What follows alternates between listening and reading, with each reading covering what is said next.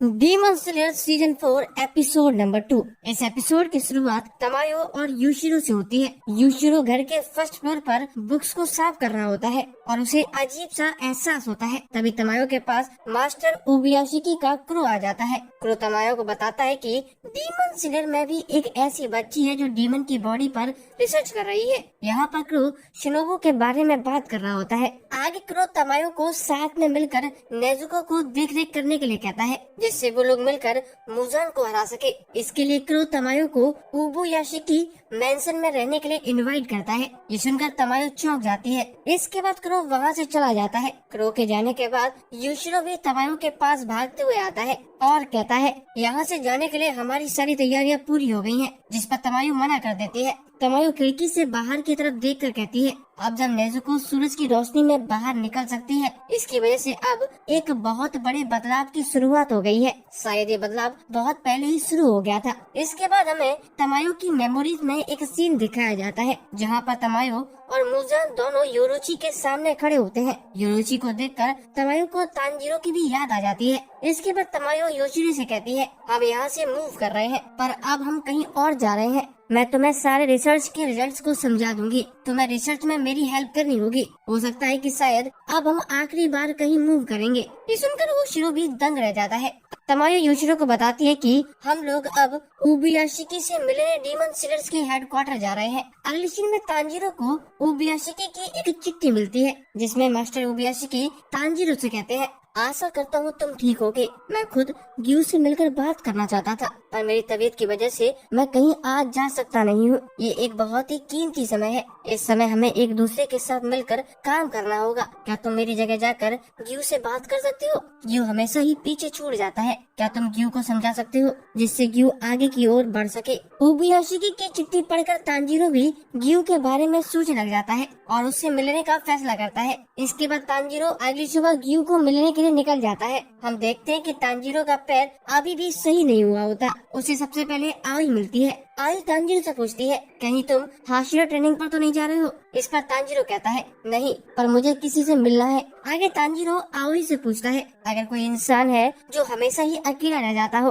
तो हम उसे कैसे समझाएं कि वो अकेला नहीं है? इस पर आओई कहती है, मुझे इस बारे में ज्यादा कुछ पता नहीं है। अगर उसकी जगह मैं होती तो मैं अकेला ही रहना चाहती। इसके बाद आओई तांजीरो को थोड़ी देर रुकने के लिए कहती है और कुछ लेने के लिए चली जाती है। तांजीरो सोचता है, ग्यू से बात करना बहुत ही ज्यादा मुश्किल होने वाला है। आगे आओई आकर तांजीरो का खाना पैक करके दे देती है और कहती है कि ये खाना तुम्हारे और तुम जिससे मिलने जा रहे हो उसके लिए है। चाहे कुछ भी हो जाए, तुम्हें ढंग से पेट भरकर खाना चाहिए, जिससे तुम्हारी बॉडी और माइंड दोनों हेल्दी रहे। इसके बाद तांजीरो आओई को थैंक यू बोलकर ग्यू के घर चला जाता है। अगली सीन में हम ग्यू को उसके घर पर देखते हैं, जहाँ वो शांति से बैठा हुआ होता है, लेकिन फिर उसे तांजीरो की आवाज सुनाई दे रही होती है, जो ग्यू से घर के अंदर घुसने के लिए पूछ रहा होता है। ग्यू सोचता है ये थोड़ी देर चिल्लाएगा, उसके बाद खुद वापस चला जाएगा, पर तांजीरो जाने की बजाय घर के अंदर घुस जाता है। ये देखकर ग्यू शॉक हो जाता है। इसके बाद तांजीरो ग्यू बात करने लगते हैं। तांजीरो ग्यू को बताता है कि सभी हाशिरा ने ट्रेनिंग शुरू कर दी है।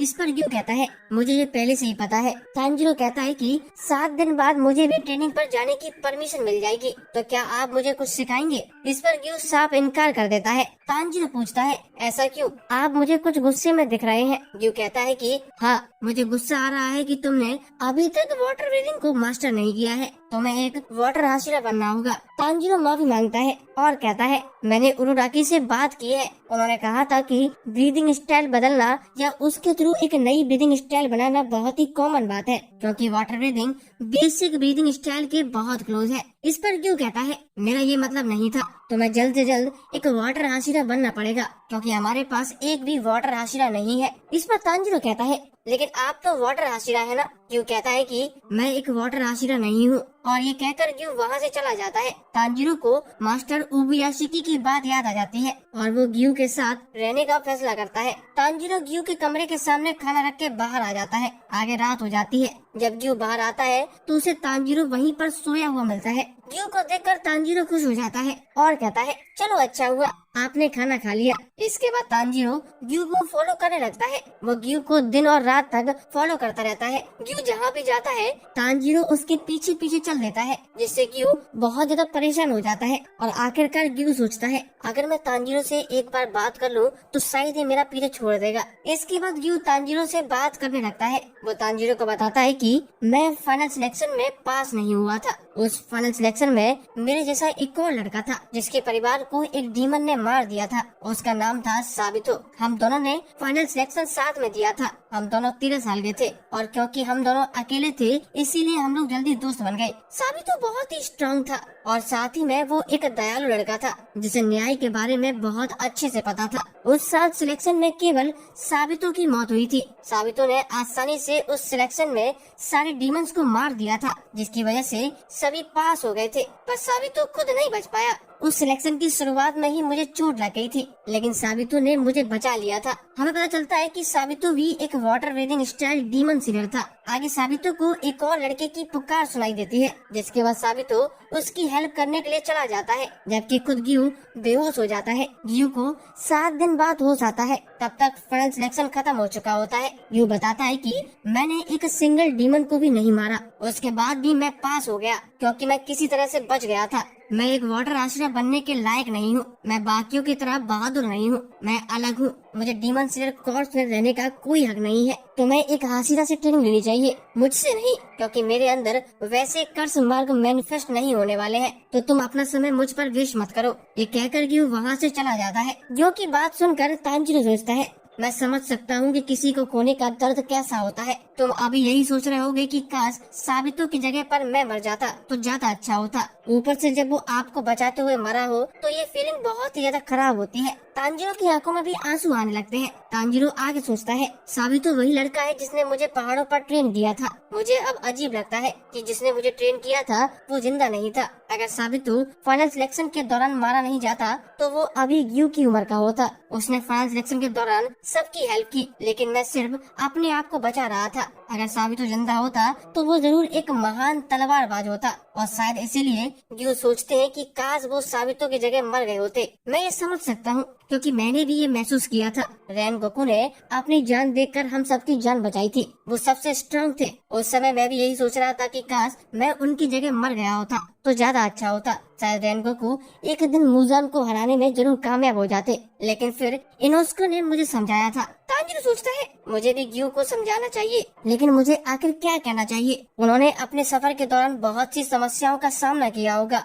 जिसके कारण ग्यू स्ट्रांग बन पाए और इसीलिए वो आज एक हाशिरा है। मैं नहीं जानता कि मुझे ग्यू से क्या कहना चाहिए, लेकिन मैं जरूर उनसे एक बात कहना चाहूंगा। इसके बाद तांजीरो ग्यू से कहता है कि क्या आपको नहीं लगता कि साबितो ने जो आपको जिम्मेदारी दी थी वो आपको पूरी करनी चाहिए। तांजीरो की ये बात सुनकर ग्यू वहीं रुक जाता है। ग्यू को साबितो की एक बात याद आ जाती है, जहाँ साबितो ग्यू को थप्पड़ लगाता है और कहता है तुम मुझसे दोबारा मरने की बात मत करना, वरना हमारी दोस्ती खत्म हो जाएगी। तुम्हारी बहन नेक्स्ट डे शादी करने वाली थी, लेकिन फिर भी उसने तुम्हारी एक डीमन से बचाने के लिए अपनी जान दे दी, तो तुम्हें उसके सेक्रीफाइस को वेस्ट नहीं करना चाहिए। तुम्हारी बहन ने तुम्हारी जिंदगी के लिए अपनी जान दी है, इसीलिए तुम्हें जीना होगा। ग्यू प्रेजेंट में अपने गाल पर हाथ रखकर सोचता है मुझे आज भी साबितो का थप्पड़ याद है। आखिर मैं वो सब कैसे भूल सकता हूँ। फिर आगे वो सोचता है मैं उन यादों को दूर रखना चाहता था, क्योंकि जब भी मैं उन्हें याद करता मेरे आंसू बंद नहीं होते थे। उन्हें याद करके मैं इतना ज्यादा सैड हो जाता था कि मेरा कुछ करने में मन नहीं होता था।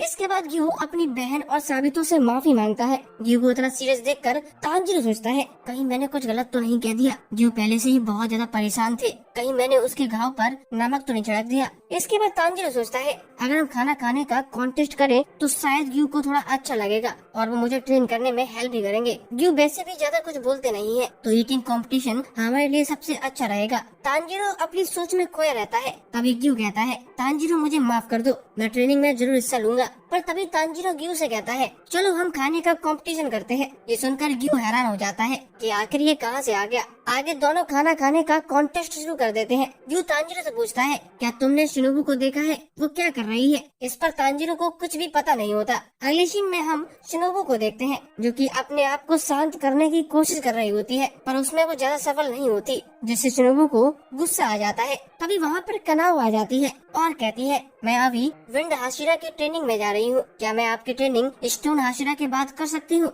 इस पर शिनोबू कहती है, वो इस बार हाशिरा ट्रेनिंग में हिस्सा नहीं ले रही है। ये सुनकर कनाओ चिंता में आ जाती है। ये देखकर शिनोबू उसे अपने पास बुला लेती है। कनाओ कहती है, मैं आपके साथ और ट्रेनिंग करना चाहती थी मास्टर। इस पर शिनोबू मुस्कुराती है और कहती है, कनाओ तुम अब पहले से ज्यादा खुद को एक्सप्रेस करने लगी हो, ये सही समय है। मैं तुम्हें बताना चाहती हूँ कि हम उस जीवन को कैसे हरा सकते हैं जिसने मेरी बहन कनाई को मारा था। और इसी के साथ ये एपिसोड खत्म हो जाता है। दोस्तों बताइए आपको ये एपिसोड कैसा लगा और हमारा एक्सप्लेनेशन आपको कैसा लगा है? कमेंट जरूर करिए, हमें अच्छा लगता है।